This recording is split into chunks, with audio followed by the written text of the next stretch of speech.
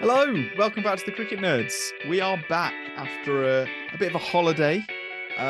We are back. We're talking about some more cricket, with the main focus being the 50 over World Cup. That's going to be the context behind all of the cricket that we're going to be talking about. That's the main aim. It's framed with that in mind. So there is a lot of white ball cricket going on at the moment. There is the Asia Cup, which we plan on following. There is an England versus New Zealand series, and there's an Australia versus South Africa series. So that's what we're going to talk about today. First things first, Pakistan played Nepal in the opener of the Asia Cup. The Asia Cup is going to be particularly interesting because it's obviously all the subcontinental teams playing in the subcontinent. Is it in Pakistan this year? I think it is. It is, yeah. So it's going to be really interesting to see how teams go. It's going to be really interesting to see which players shine, which ones, hit good form. There's been, a number of sort of selection things, especially from the India side, that we should probably talk about at some point. Maybe when India actually play, we'll have a good chat about it. But in this game, Pakistan versus Nepal probably went the way you'd expect. Pakistan absolutely thumped Nepal. It was barely a game, really. But let's talk about the two main stars of the show, Babar Azam and Iftikhar Ahmed, who both hit incredible centuries, potentially for different reasons. Like they were different centuries, but they were both incredible in their own rights. Yeah, big hundreds there. I think Babar Azam just did Babar Azam things, didn't he? He just batted for days, and it took a subfielder and probably played one too many shots to finally get out. It's a frightening thing to have an informed Babar Azam coming into a World Cup. Yeah, it was the last over where he finally ended up holding out in the deep. So, you've got someone that's just batted through the whole innings. And when he's in this kind of form, it's just so dangerous, and it really makes us think that Pakistan might be quite a force to be reckoned with in the ODI World Cup. Especially when they've got bowlers, with the likes of Shadab Khan and Shaheen Sharafridi coming in and taking wickets too. We can't forget that Shadab took 4 wickets with his leg spin. And I think there's a stat that this is the 3rd largest victory that Pakistan have ever recorded in ODIs. So that's pretty good. And fairly good hitting today. Yeah, it's domination. It's obviously against Nepal, so take that with a pinch of salt. They're not a strong side. We're not expecting Nepal to do anything decent. They've got one half decent player who, from all accounts, isn't a decent bloke in Sandeep Lamashane. So yeah, there's nothing to be expected from that point, but it still takes some putting away and getting runs under the belt. Like you say, Babar Azam going to the rest of the Asia Cup, first of all, in this kind of form is pretty exciting for them. Iftikhar Ahmed with some really explosive finishing and hitting means that they've just got a bit more depth. Rizwan's wicket was actually a really interesting one to me because he was run out. And it looked like he was in, but both his feet were in the air. And it was because he was taking evasive action from the ball being thrown in. And that was because he was wearing a cap instead of a helmet when he was batting against the spin. Now, when you're as good as Rizwan is at the sweep and the reverse sweep, then I would have thought playing with a helmet is so much better because you are more likely to top edge it. Certainly I am. If I try and sweep a reverse sweep, I am more likely to edge the ball as in like a top edge into my face. So you want that helmet. And I can guarantee Like, you think about Rizwan, how fast he is, how dynamic he is in the field. If that ball's getting like smoked in from the boundary and he's having to take evasive action, he's just going to dive for it if he's got a helmet on.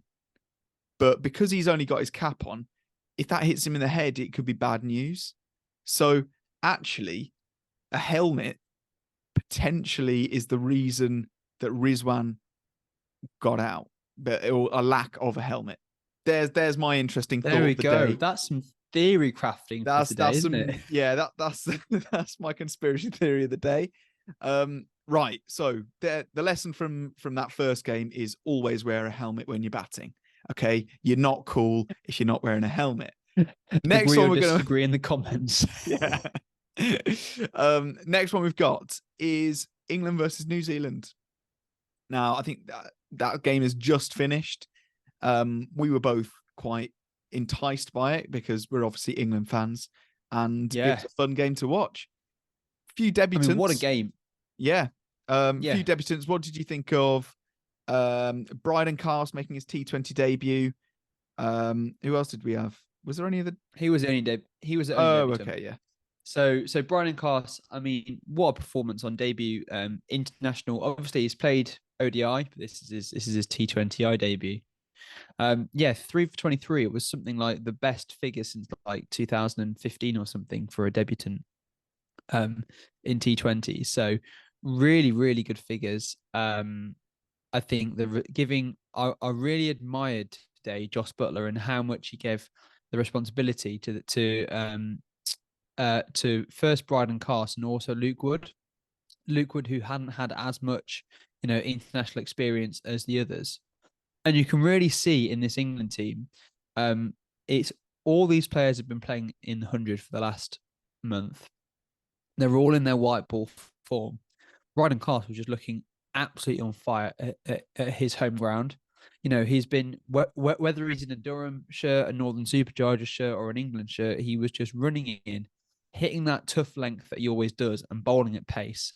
And really, he was just too much for a lot of the attack of New Zealand today. Luke Wood got a bit of tap on his first over. And I say a bit of tap. Finn Allen smoked him for 3 massive sixes that just kept getting bigger and bigger and bigger. But then I think it was the very next over, or the 5th over or something like that, where Bryden Cast just castled him. And you could see that with that extra little bit of pace, once he got it right, that there just wasn't much that he could do. I think England really won that game in the power play. Yeah.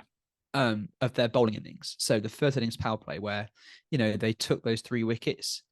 Tim Cypher and Devon Conway as well losing their wickets to Luke Wood, which again, I was admiring Josh Butler's captaincy in the fact that, your guy goes for 18 in the first over. It's very easy as a captain to say, right, take a blow, have 5, come back on it later on. But he kept him with that responsibility in the power play, knowing what he could do. And we've seen Luke Wood do the same thing. He got hit. I mean, Josh Butler and Phil Salt were smashing him all over the place in the 100, but he always came and took those wickets. And yeah, I think it was just a really good bowling display from England today, and really limited New Zealand to a really subpar total. Yeah, I absolutely agree. I like the pace that people are bowling at. Knowing that we've got obviously Gus Atkinson, who hasn't made his debut just yet, but he can obviously hit those express pace numbers. But Luke Wood, I think he hit like 91 miles an hour. Bryden Cast was pace on. He was looking good. And I liked the spinners today as well. I thought Adil Rashid bowled pretty well on the whole. Every now and then he does a drag down, but we know that from Adil Rashid now. Like it's to be expected. When he gets it right, he gets it really right. Moeen Ali bowling some excellent matchup stuff. Yeah. And Liam Livingston, he got some really good turn. It as an England fan and a Punjab Kings fan, I was very encouraged to see him bowl that well. And looking at the 50 over World Cup, that's going to be really important. Seeing Livingston fill in that role as a bowler, because he's going to be a finisher if he's batting, and he's going to be a gun fielder. So you need him, performing with the ball to really balance that England side, especially if you're going to be playing like Ben Stokes, who won't be bowling. So yeah, very interesting, very exciting stuff. We knocked the runs off very easily. Like it was never a struggle. It was never really in doubt. Harry Brook definitely making a point to Joss Butler, saying, I am definitely one of the best batters in the country. Don't forget about me. Get me in the side. That was a clear message to Butler and the selectors, and I liked it. David Milan, again, I've maintained that he is a very good batter, especially for 50 over.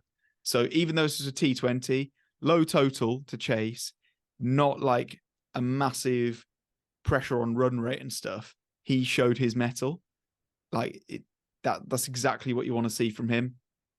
Really soft dismissal to get out. But yeah, overall, really good stuff. And some big sixes, which is always entertaining from a fan perspective.